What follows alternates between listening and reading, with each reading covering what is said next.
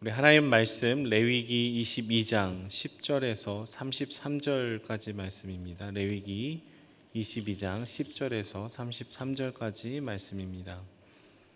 말씀을 교독해서 읽도록 하겠습니다. 제가 먼저 읽겠습니다. 일반인은 성물을 먹지 못할 것이며 제사장의 객이나 품꾼도 다 성물을 먹지 못할 것이니라. 그러나 제사장이 그의 돈으로 어떤 사람을 샀으면 그는 그것을 먹을 것이며 그의 집에서 출생한 자도 그렇게 하여 그들이 제사장의 음식을 먹을 것이며 제사장의 딸이 일반인에게 출가하였으면 거제의 성물을 먹지 못하되 만일 그가 과부가 되든지 이혼을 당하든지 자식이 없이 그의 친정에 돌아와서 젊었을 때와 같으면 그는 그의 아버지 몫의 음식을 먹을 것이나 일반인은 먹지 못할 것이니라. 만일 누가 부지 중에 성물을 먹으면 그 성물에 그것의 5분의 1을 더하여 제사장에게 줄지니라. 이스라엘 자손이 여호와께 드리는 성물은 그들을 속되게 하지 말지니 그들이 성물을 먹으면 그 죄로 인하여 형벌을 받게 할 것이니라. 나는 그 음식을 거룩하게 하는 여호와이니라. 여호와께서 모세에게 말씀하여 이르시되 아론과 그의 아들들과 이스라엘 온 족속에게 말하여 이르라. 이스라엘 자손이나 그 중에 거류하는 자가 서원 제물이나 자원 제물로 번제와 더불어 여호와께 예물을 드리려거든 기쁘게 받으심이 되도록 소나 양이나 염소의 흠없는 수컷으로 드릴지니 흠 있는 것은 무엇이나 너희가 드리지 말 것은 그것이 기쁘게 받으심이 되지 못할 것임이니라. 만일 누구든지 서원한 것을 갚으려 하든지 자의로 예물을 드리려 하여 소나 양으로 화목 제물을 여호와께 드리는 자는 기쁘게 받으심이 되도록 아무 흠이 없는 온전한 것으로 할지니 너희는 눈먼 것이나 상한 것이나 지체에 배임을 당한 것이나 종기 있는 것이나 습진 있는 것이나 비로 먹은 것을 여호와께 드리지 말며 이것들은 제단 위에 화제물로 여호와께 드리지 말라. 소나 양의 지체가 더하거나 덜하거나 한 것은 너희가 자원 제물로 쓰려니와 서원 제물로 드리려면 기쁘지 못하리라. 너희는 고환이 상하였거나 치었거나 터졌거나 배임을 당한 것은 여호와께 드리지 말며 너희 땅에서는 이런 일을 행하지도 말지며 너희는 외국인에게서도 이런 것을 받아 너희 하나님의 음식으로 드리지 말라. 이는 결점이 있고 흠이 있는 것인즉 너희를 위하여 기쁘게 받으심이 되지 못할 것임이니라. 여호와께서 모세에게 말씀하여 이르시되 숫소나 양이나 염소가 나거든 이래 동안 그것에 어미와 같이 있게 하라. 여덟째 날 이후로는 여호와께 화제로 예물을 드리며 기쁘게 받으심이 되리라. 암소나 암양을 막론하고 어미와 새끼를 같은 날에 잡지 말지니라. 너희가 여호와께 감사 제물을 드리려거든 너희가 기쁘게 받으심이 되도록 드릴지며 그 제물은 그 날에 먹고 이튿날까지 두지 말라. 나는 여호와이니라. 내 계명을 지켜 행하라. 나는 여호와이니라. 너희는 내 성으로 속되게 하지 말라. 나는 이스라엘 자손 중에서 거룩하게 함을 받을 것이니라. 나는 너희를 거룩하게 하는 여호와요 너희의 하나님이 되려고 너희를 애굽 땅에서 인도하여 낸 자니 나는 여호와이니라. 아멘. 여러분 선물을 줄 때에는 그 선물의 내용에 문제가 없어야 되는 것은 물론이고 그 선물을 주는 태도도 굉장히 중요합니다. 예를 들어서 과일을 선물했는데 내용물을 제대로 확인하지 않아서 그 과일이 막 썩어 있는 과일이었더라면 선물을 받는 입장에서는 선물을 받고도 그렇게 기분이 썩 좋지 않았을 것입니다.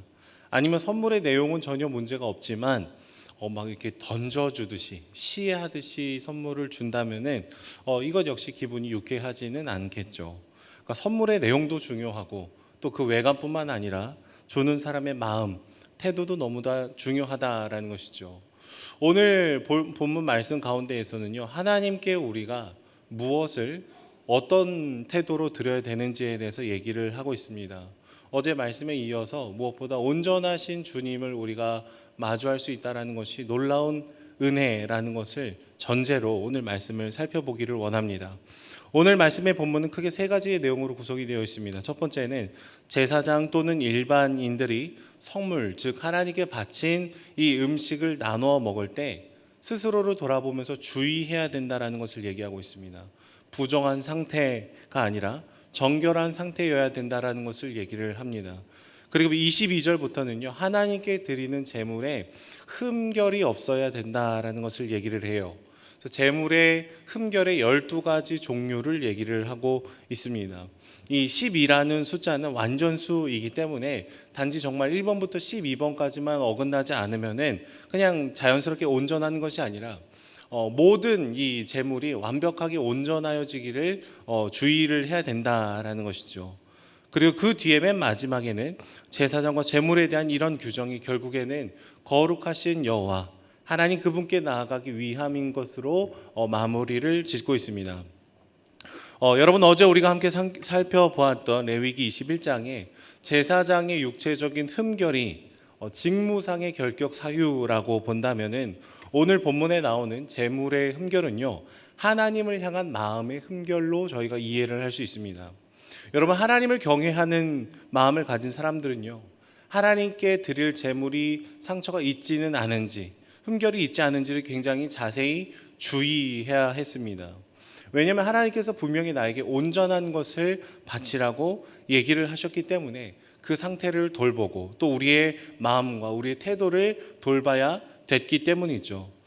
그런데 말라기 1장의 말씀을 보시면은요 하나님께 드리는 이 희생의 제물들 중에 많은 문제가 발생하는 것을 보게 됩니다. 그들은 하나님께 드리는 제물 중에 눈이 멀고 다리가 절고 병든 것을 내가 주님께 드리겠습니다라고 그냥 뻔뻔하게 찾아왔습니다. 그러니까 하나님의 존재를 굉장히 가벼이 여기는 마음으로 나아갔던 것이죠. 이에 대해서 하나님은요 너희가 나를 향한 공경함이 없다. 누가 이 성전문을 그냥 닫아줬으면 좋겠다라는 반응을 보이시죠. 분노를 표출하시는 것입니다. 여러분 결국 이 제물의 외관, 흠결이 있는 것을 그대로 허용하는 마음은 우리가 하나님을 향한 우리의 태도가 분명히 반영되어 있기 때문이죠.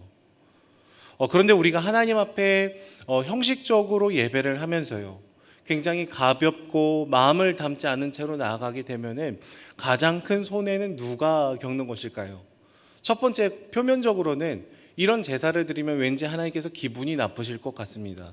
그런데 애초에 사람이라는 존재를 주님께서 만나 주신다라는 것은 우리 편에선 특권이요 은혜지만 하나님 편에서는 일방적인 희생이 감수되어야 된다는 것을 기억할 수가 있겠죠.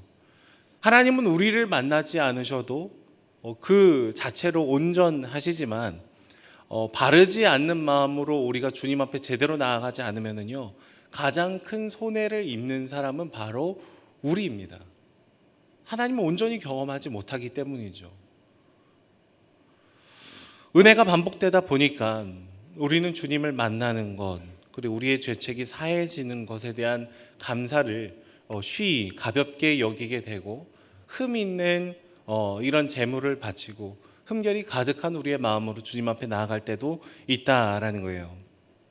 하지만 여러분 우리가 제물에는 외적인 흠결이 전혀 없다고 할지라도 여전히 우리의 마음의 문제가 있을 수도 있습니다. 복음서의 내용을 보시면은 6월절이 되면은 전국 각지에서 하나님께로 나오는 사람들이 있었습니다. 성전에서 하나님께 예배를 드리기 위해서 나왔는데요. 오늘 말씀처럼 하나님 앞에 제물을 드릴 때에 흠 없는 동물을 드려야 됐었죠. 그래서 이 흠 없는 동물을 먼 곳에서부터 데리고 오다 보면 상처를 입을 수도 있고 뭐 문제가 생길 수도 있기 때문에 이 예루살렘 근처에 와서 이 제물로 바칠 동물들을 돈을 주고 사는 문화들이 있었습니다. 이것은 굉장히 상식적이고 당연한 일들로 받아들여졌던 것이죠. 하지만 나중에 보시면은 이 흠없는 동물을 매매하는 곳의 장소가 이방인의 뜰이었습니다. 그러니까 이방인들이 하나님께로 나아가도록 허락이 되어 있는 그곳에서 사람들이 이 제물이 될 동물들을 지금 팔고 있었다라는 것이죠. 환전을 하고 있었습니다. 그리고 먼 길을 와서 온전한 동물을 데리고 오기 힘든 사람들이 이 제물을 살려고 할 때 이 예루살렘 성전 안에 있었던 사람들이 폭리를 취했어요. 흠없는 제물이 필요하지. 여기서 사.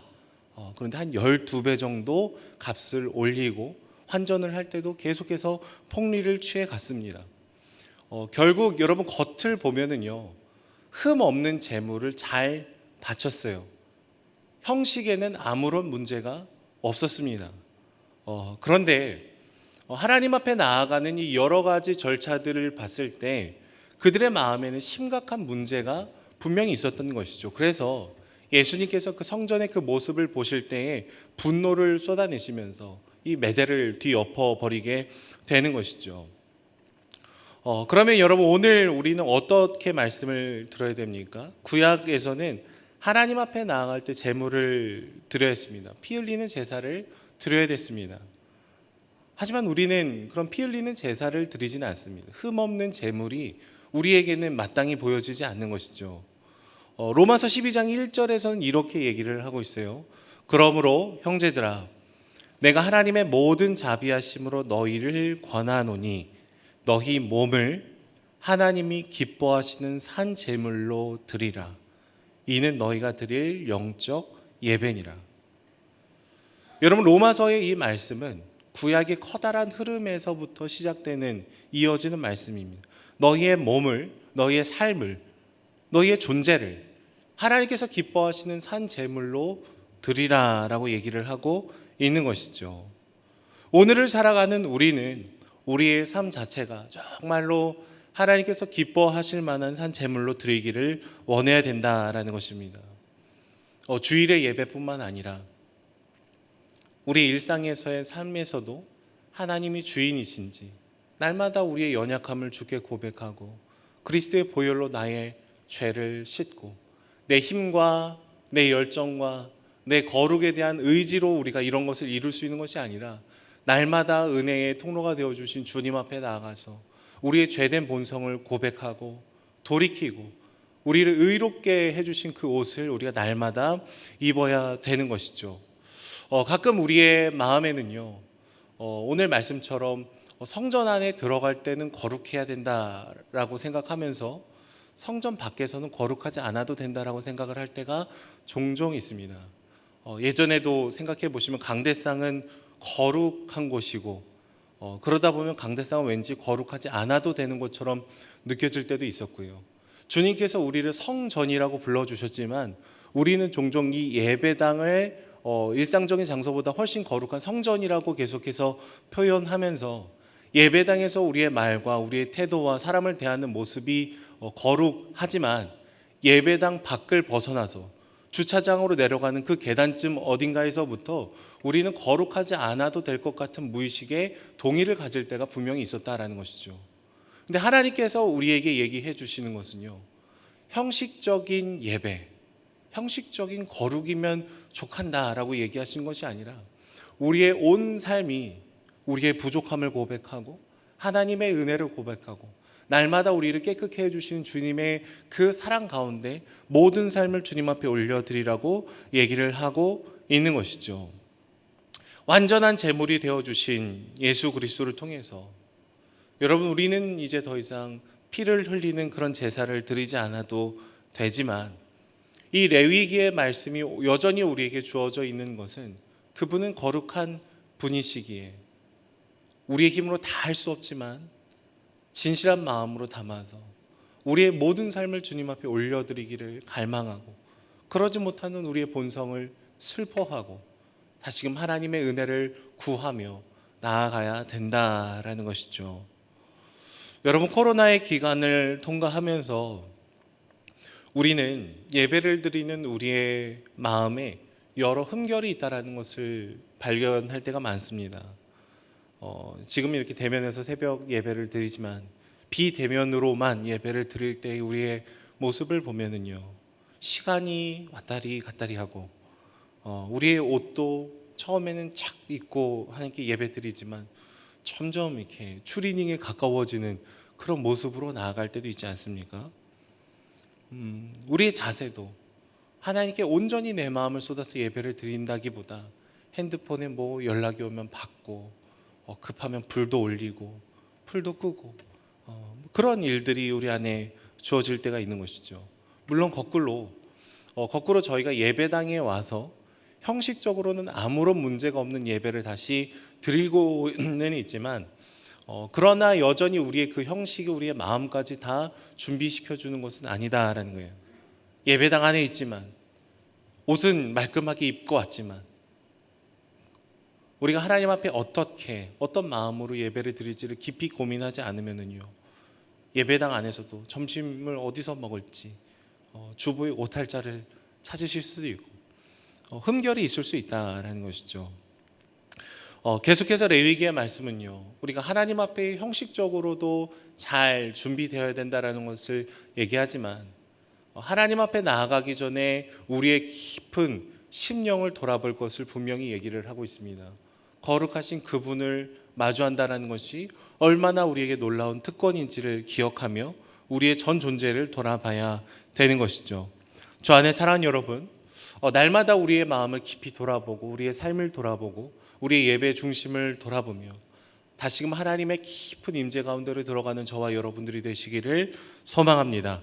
우리를 찾아오시고 우리를 거룩하게 하시며 내가 너의 하나님이 되기를 원하신다는 그 말씀이 우리 삶에 힘들고 어려운 그 삶 가운데 손전등과 같은 빛이 되어 주시기를 축복합니다. 기도하겠습니다. 사랑의 주님, 감사합니다. 우리가 주님 앞에 어떻게 무엇을 드려야 될지를 고민해 봅니다.